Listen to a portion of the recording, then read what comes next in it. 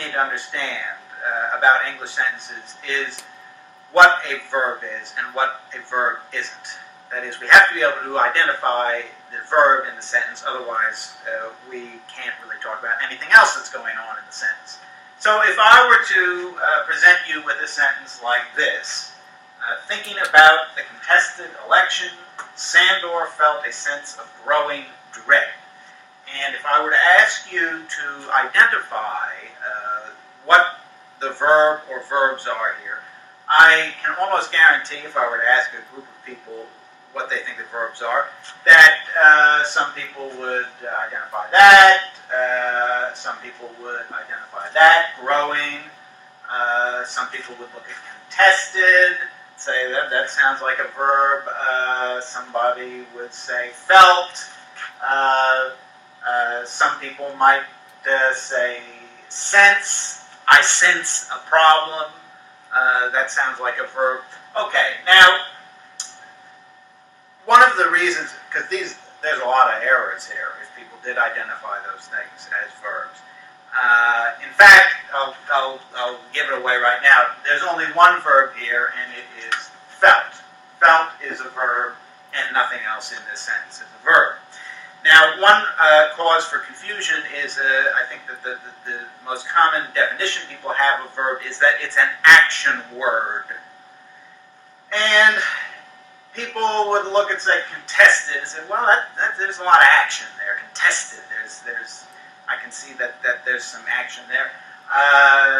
Feeling, felt, well, that's some action, but actually contested seems to have more action than felt. I mean, felt, that's kind of, how much action is there?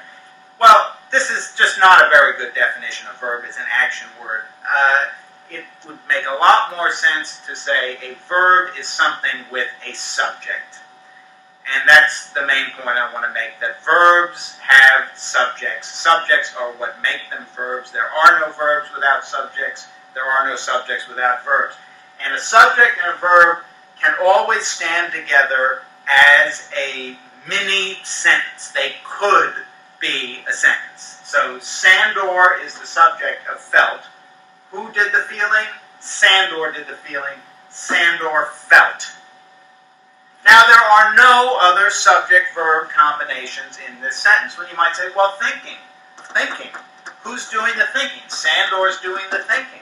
Isn't that a subject-verb combination? But you can't say Sandor thinking. That's not English. Sandor thinking. What is Sandor doing? Sandor thinking. That's not English. Now, Sandor is thinking. If that were a sentence, then indeed the verb is 2 words long there, and it is thinking.